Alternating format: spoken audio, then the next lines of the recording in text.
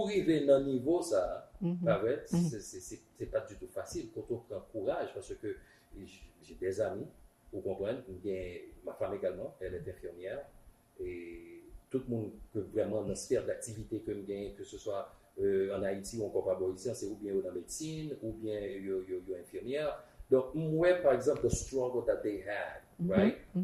But what about you?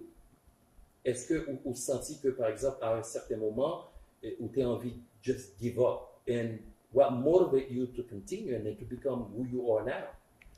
Well, I've always wanted to give my best in anything that I put my mind to do.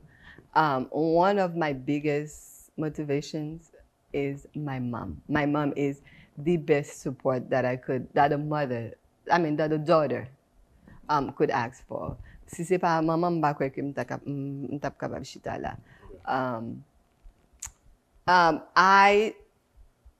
Même quand c'est balé, m'tap balé à terre, depuis non simplement m'tap fait bien, depuis qu'on doctorat dans balé, moi tap prendre parce que I've always wanted to reach the highest I always want to reach my highest potential. Et pas oublier tout m'gè des petites filles.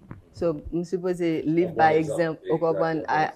Exactement. So I'm supposed to live by example.